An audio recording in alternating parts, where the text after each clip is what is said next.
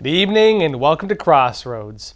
The Biden administration has done a 180 on border security, at least on paper. The Department of Homeland Security issued an alert saying it is now necessary to resume construction of the border wall. It notes that DHS Secretary Alejandro Mayorkas sees the situation as being serious enough that, quote, it is necessary to waive certain laws, regulations, and other legal requirements in order to ensure the expeditious construction of barriers and roads in the vicinity of the international land border in Starr County, Texas. In my personal opinion, this is just a giant show. It is a scam. And I believe this is really about the shakeup that just took place in Congress, which I will explain in just a bit. On the border wall construction, it should not be interpreted as a change in policy by any means. Generally, look, I support building the border wall, but they're only building this wall in one county in Texas. Elsewhere, they're not changing any policies on tearing down or removing barriers or even on fixing broken parts of the wall, which they're not doing. And even if they are sincere about building the wall, even if they built the entire wall, it means nothing without the system of enforcement behind it. The State Department is not removing its funding from the United Nations to ship illegal immigrants here. The NGOs working with them that bus the people all throughout America are not having their funding cut. The amnesty laws, the sanctuary city laws, the construction of actual housing developments for the illegal immigrants, the programs granting them free health care, none of this is changing. The only thing that's changing is the Department of Homeland Security is going to be continuing to build the border wall in one part of Texas. And if you read the public notice on why they're doing it, well, it's actually pretty clear, I'd say. DHS is required to do this by Congress. If DHS is not establishing at least the illusion of border security, it could be deemed in violation of a congressional order. And that's pretty significant right now. I'll explain. Now, this is all according to a notice of determination that was posted to the U.S. Federal Registry by the Department of Homeland Security. As it states, this whole order ties to the 1996 Illegal Immigration Reform and Immigration Responsibility Act, which was, of course, amended many times through history.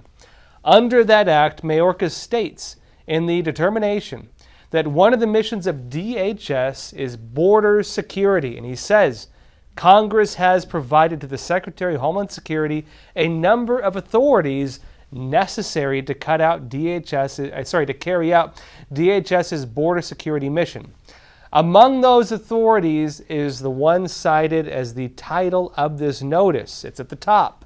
That's Section 102 of the Illegal Immigration Reform Act. So what does Section 102 require in that?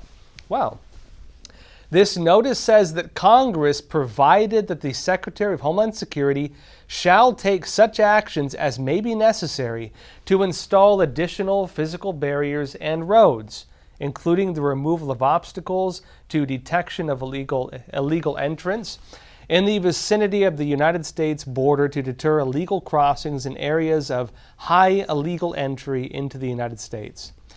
Now, not only that, but as this notice actually states, Section 102 also calls on DHS to construct reinforced fencing on the southwest border and provide for the installation of additional fencing, barriers, roads, lighting cameras, and sensors on the southwest border. Now, as the Department of Homeland Security, have they been doing any of this? Well, no, they have not for the most part. Actually, they've been doing the opposite. Construction of the border wall was frozen. Even recently, the Biden administration, they were auctioning off steel beams from the wall for scrap. In Arizona, where the local government tried bypassing DHS and started building its own wall using shipping containers, the Biden administration ordered them to stop.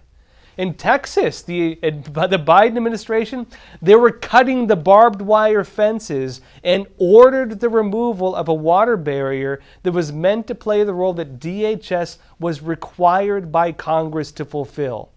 and has not fulfilled, of course. And it's not like the DHS doesn't have the power to do something. It's not like the department had its hands tied.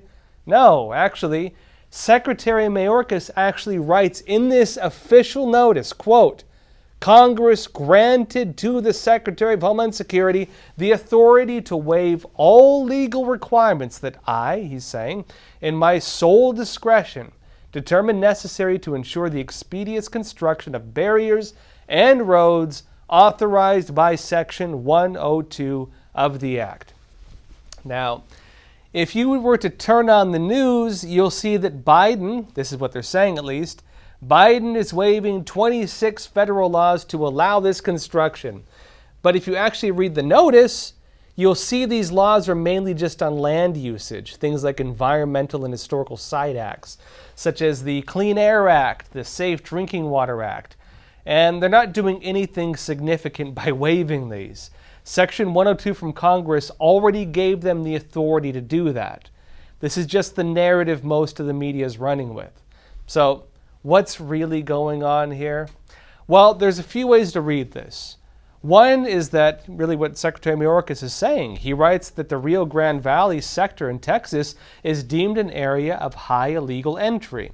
He notes as well that as of August, Border Patrol encountered over 245,000 people trying to illegally enter the United States through the Rio Grande Valley sector.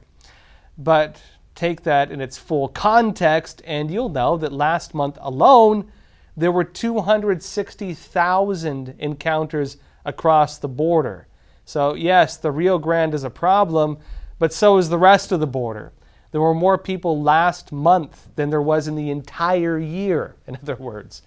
So why is Mayorkas only resuming border wall construction in Starr County, Texas? Well, to be fair, this is just the start.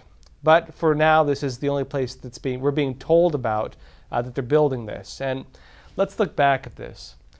The year 2020, during his campaign for president, Biden vowed that under his administration, there would never be another foot of wall constructed. Trump campaigned on build that wall. Are you willing to tear that wall down? No, there will not be another foot of wall constructed on my administration. Now, 3 years later, it's happening. President Joe Biden was actually questioned recently about this decision. He explained that money for the wall was already allocated. He says he tried moving the money elsewhere, but he couldn't. So it seems like this is more in Mayorkas' hands. Watch. I'll answer one question on the border wall. The border wall, the money was appropriated for the border wall. I tried to get them to reappropriate, to redirect that money. They didn't. They wouldn't. And in the meantime, there's nothing under the law other than they have to use the money for what it was appropriated. I can't stop that. Now, as for the White House overall, the press secretary actually seemed generally unaware of what's in the DHS order. Watch. If the border wall is ineffective, why is the Homeland Security Secretary saying that it's necessary to prevent unlawful entries into the United States? I have not seen that full statement. I know. I hear you. I'm just saying I have not seen his full statement on that. What I can speak to is for the president. The president's been very clear that he doesn't believe it's effective. He answered that question of your colleague. That's what I can speak to. That's what we're going to talk about. And we've actually said there are smarter ways and more effective ways in dealing with this. And there are. When she was pressed about why the administration doesn't just let the funds go unused if they really don't believe in building the wall, this is what the press secretary had to say. Funds go unused all the time. I mean, why not let it go unused this time? Well, look, I'm not going to speak to the law. I would have to refer you to Department of Justice. I'm not a lawyer, but what I can tell you is that this is a law that we are complying with. Well, looks like a lot of mixed messaging happening over there and with this issue within the Biden administration. But again, wall or no wall, none of it means anything without enforcement. A partial wall is just going to drive people to illegally enter somewhere else. And the illegal immigrants have plenty of options because the border is so porous right now. Well, everyone, that's it for YouTube. For the rest of the episode, come join us on EpochTV, where we will talk about something I don't think we can talk about on YouTube, which is how they are labeling people now through UNESCO and at the Biden administration if you don't believe in the climate change narratives. You are now a threat to humanity, and they are proposing some pretty extreme things against you because of that. Again, that's on Epoch TV, EpochTV.com. We will detail what's happening there.